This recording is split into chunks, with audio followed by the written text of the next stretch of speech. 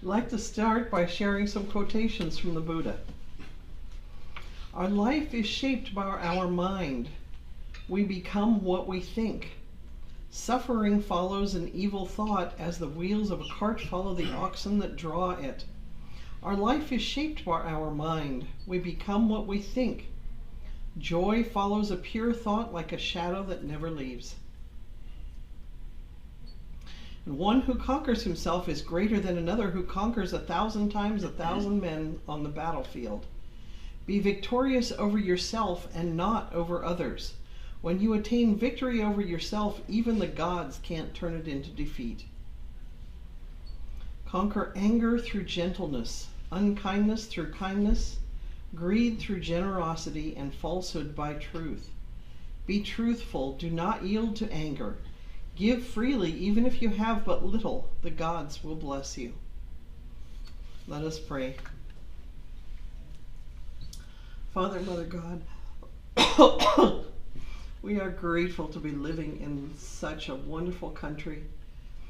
And in these interesting times, we are grateful that we have the power and we have your grace to help us through. We ask now that our guides and angels of those of the highest vibration step through and join us and bless us as we repeat the words our Master Jesus taught. Our Father, which art in heaven, hallowed be thy name. Thy kingdom come, thy will be done on earth as it is in heaven. Give us this day our daily bread, and forgive us our trespasses, as we forgive those who trespass against us. And lead us not into temptation, but deliver us from evil.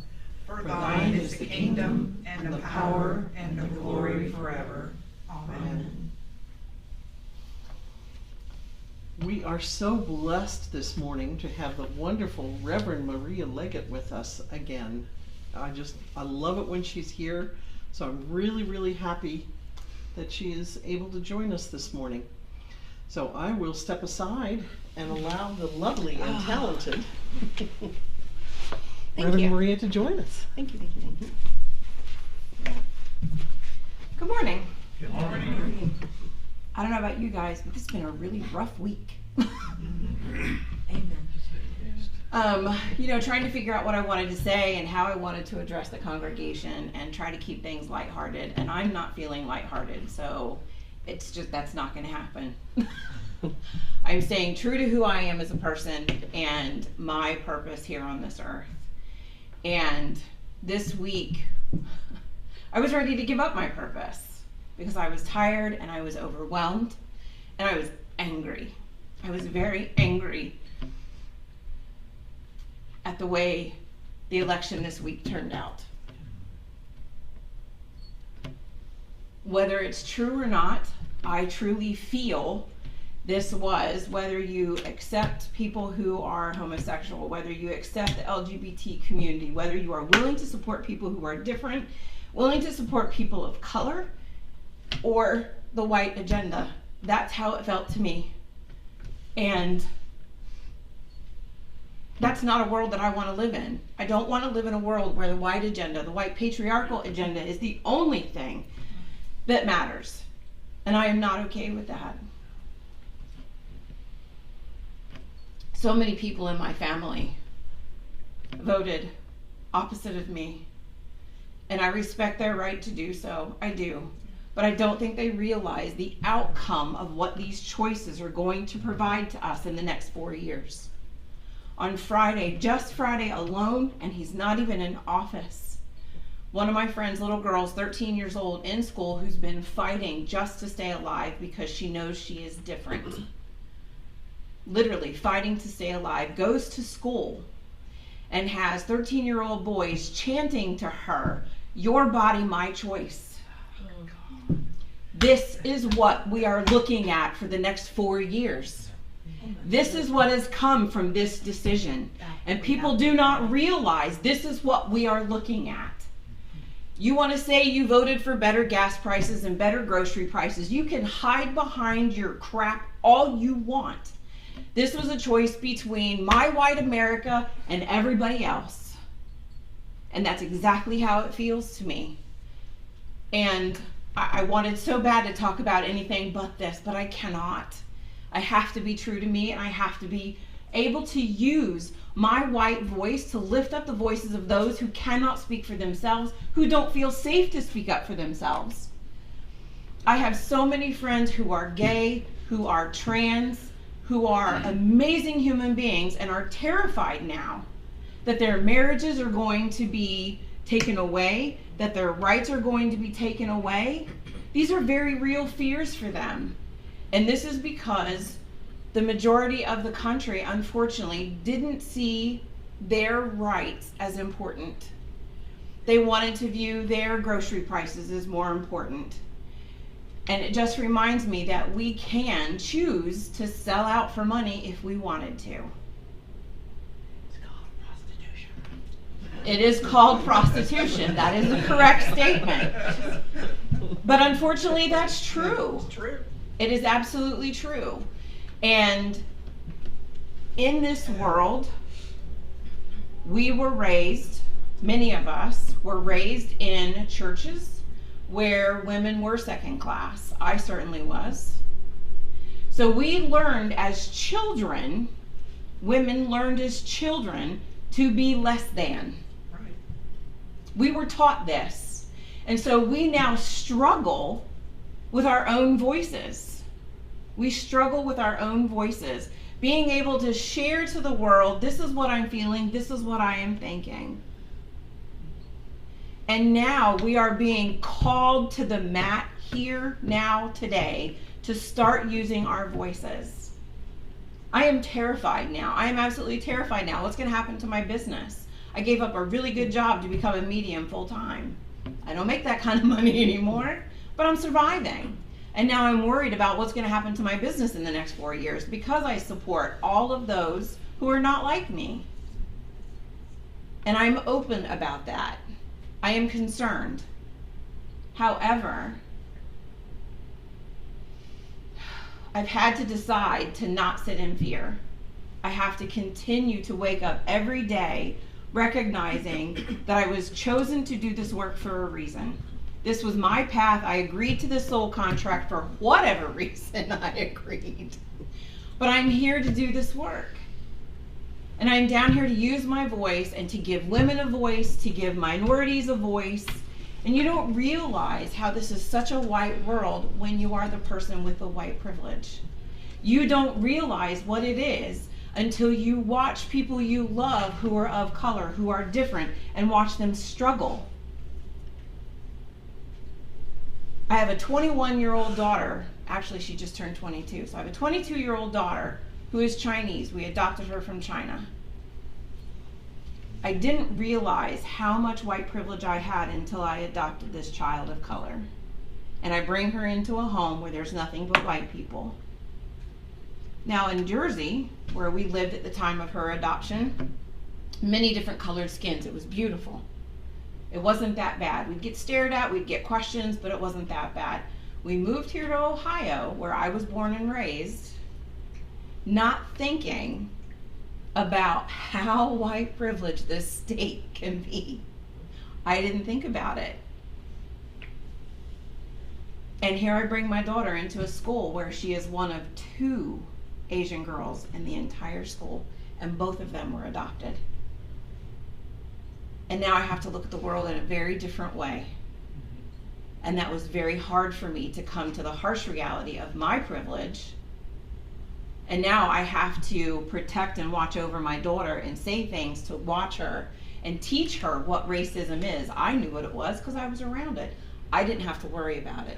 I had the privilege of not having to worry about walking down the street at 10 o'clock at night and having a police officer pull me over, throw me in handcuffs, and worry about why I'm walking through a neighborhood as a white woman at 10 o'clock at night.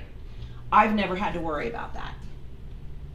My friends, who are Black, Asian, Indian, they all have to worry about that. My son-in-law is Colombian and worries about it. He gets pulled over and immediately his hands go up because he knows what's going to happen.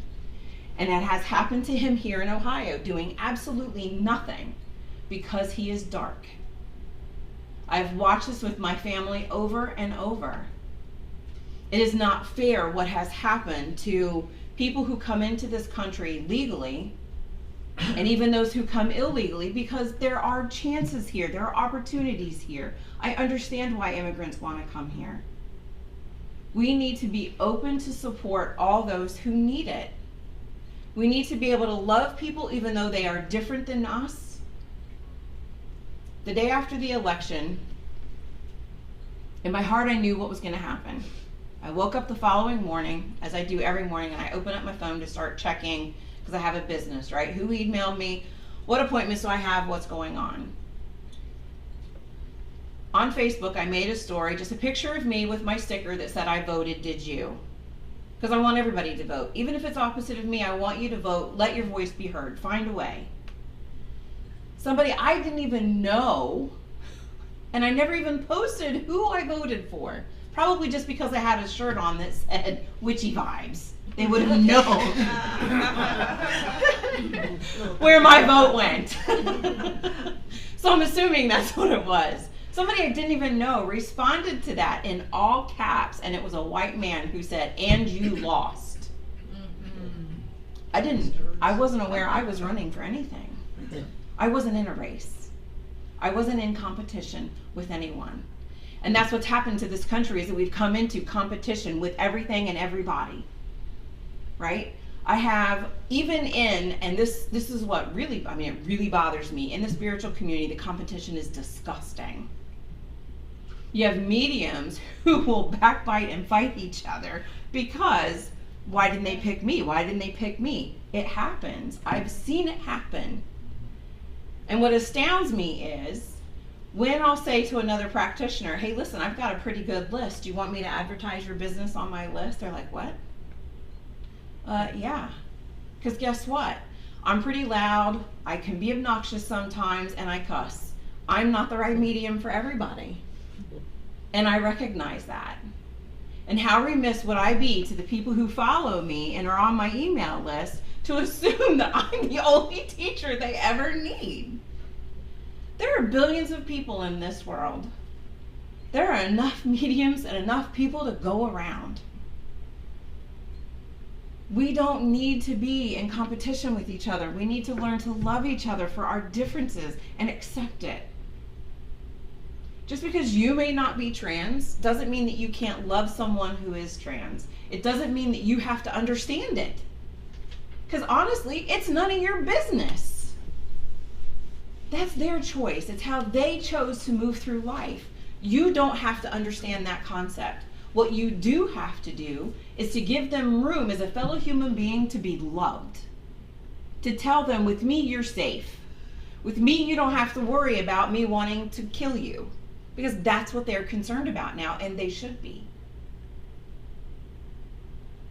I have friends who are trans who you would never even know. And the only reason I knew was because I actually read them, and then we became friends. But you know, when you're reading someone, everything is open. It just gets laid out bare. And so there may be people now that you know that are trans. And if you don't love trans openly, if you don't love the gay community openly, and you're behind closed doors, you don't let anybody know that you accept it, then you're no different than everybody else. I'm not saying you need to walk around wearing a shirt saying, I support the gay community. What I am saying is, if somebody asks you, it's important for you to use your voice and say, I support them, even if you're scared.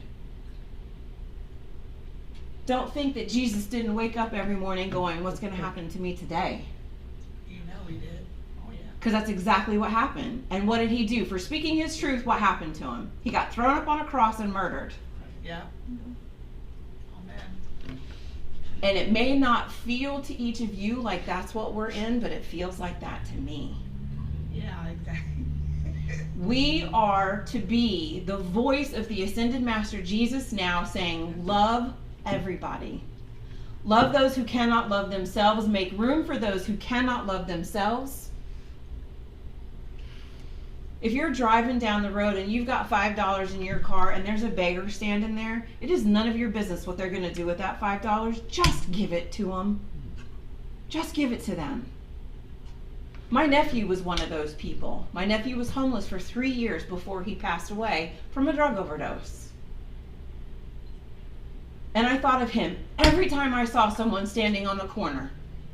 And I didn't care. If you're going to go buy drugs, you're going to go buy drugs. But what if it's the hamburger that they need to stay alive through the night? What if it's a hot cup of coffee that they need because it's cold? We don't get to decide that. God's not judging us for the stuff we're moving through in our own lives. Right? They gave me space this week to go, F it, I'm done. That's it. I'm going to go find a corporate job. I'm finished. And they went, keep going through your feelings. And they just let me move through it. Right? And that's what we deserve to give other people. Just because somebody's in a bad mood, man, just sit there and listen. Just hold your hands out. I'll hold space, you vent. Because they have a right to vent. We wake up every morning with a choice to decide who you want to be today. And I'm telling you right now, the person who's standing in front of you is not the same person that I was 30 years ago. I don't even recognize that person from 30 years ago. I don't want to say I'm ashamed of her because she's part of my journey.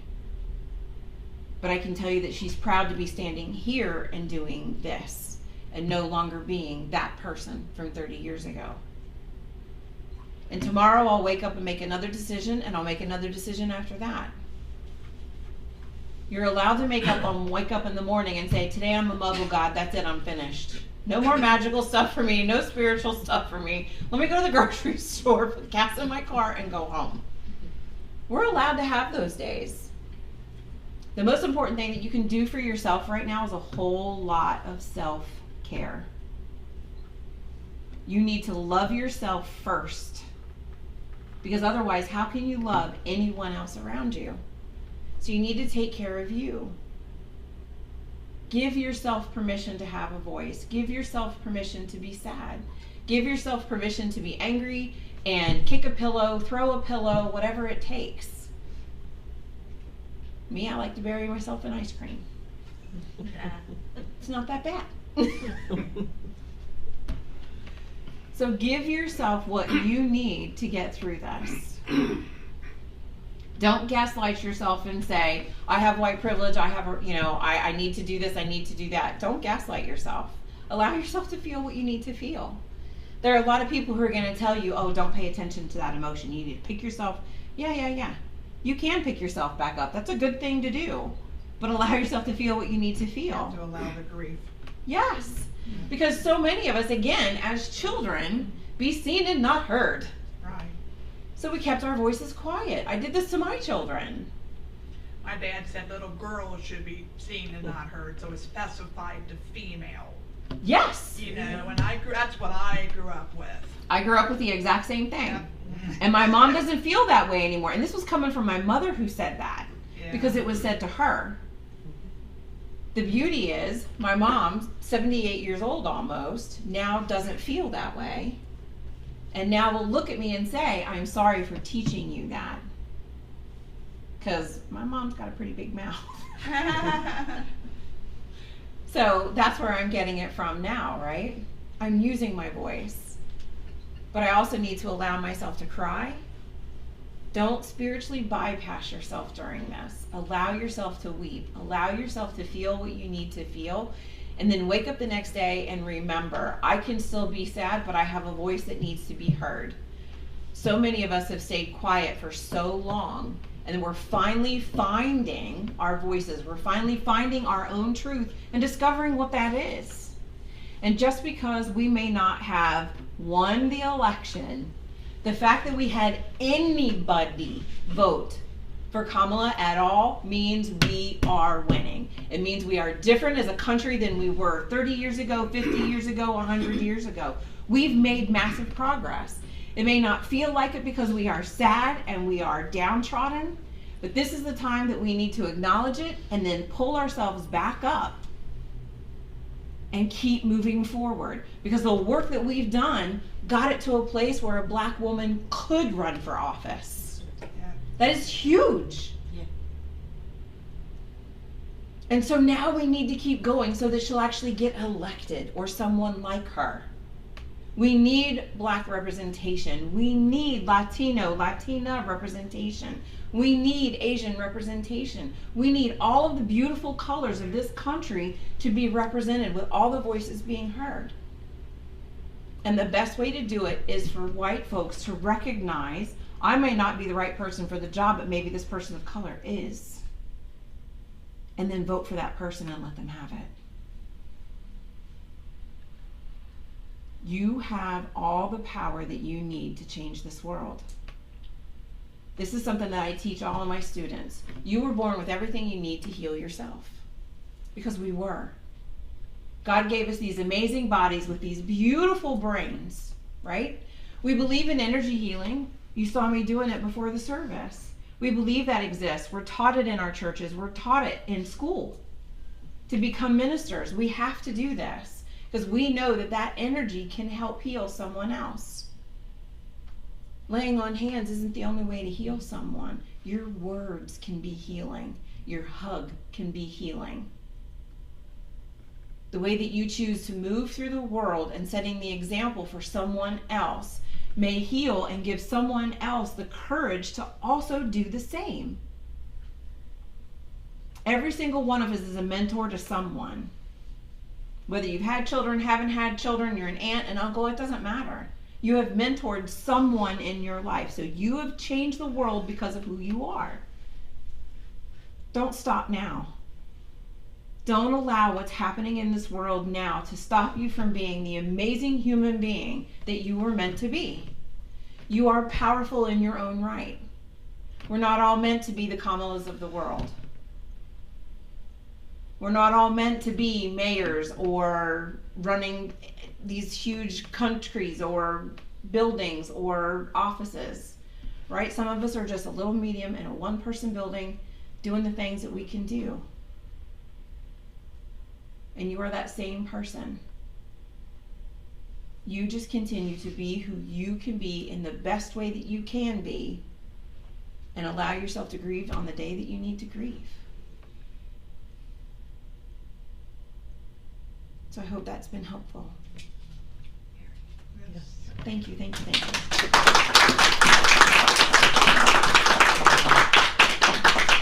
Meditation? Yeah, we can do a meditation.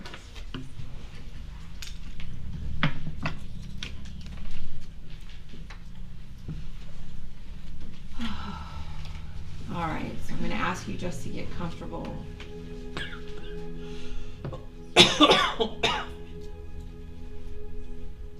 And I want you just to breathe. You can take in a deep breath or a regular breath and blow it out.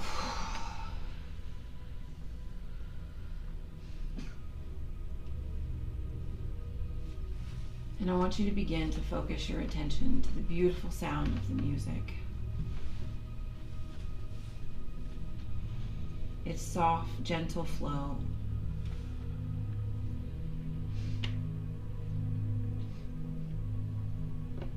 Bring it up and around you like a soft, comfortable blanket.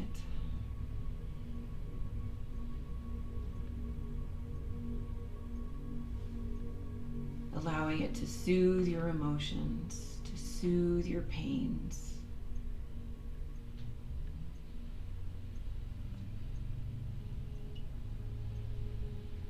Giving thanks to this body that you're in.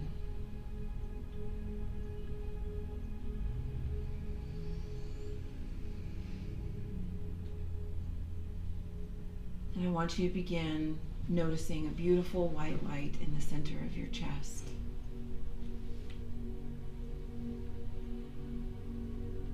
And with each breath that you take, it begins to fill your entire body. Filling your chest and your arms and your head.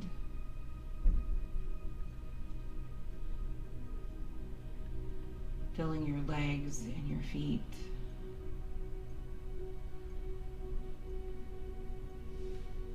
And your light is so big and so powerful, it begins to extend out past your body.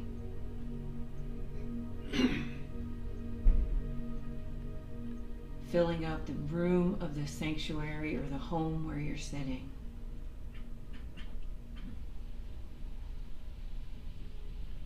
Expanding out the beautiful white light of everything.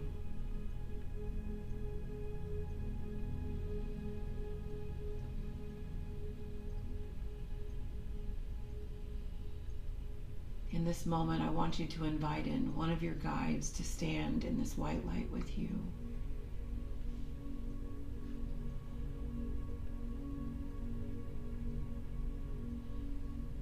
And I want you to ask them, what is one thing I can do to make a difference?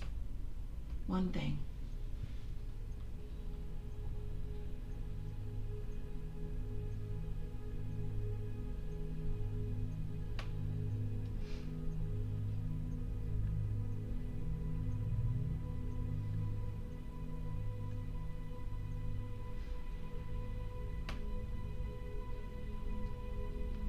I want you to allow their words to solidify in your mind.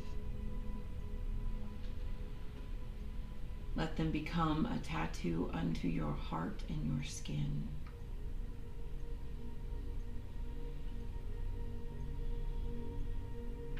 You are a powerful human being.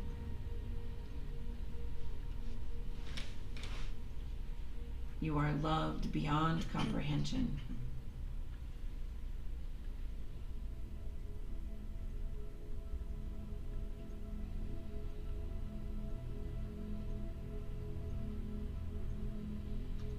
And giving thanks to our guides for coming to us in this moment and loving us.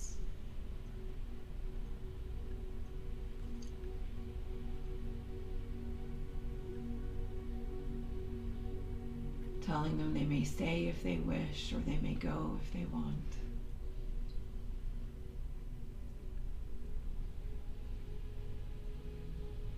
Reminding yourself that at any time you can tap into this beautiful white light of everything, of spirit, of the congregation, of your loved ones, your chosen family. This love is always here for you to tap into.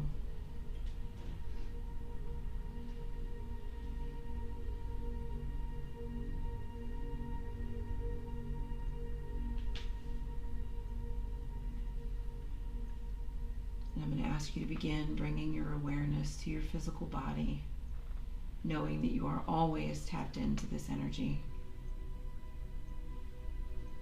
Feeling your toes and your fingers.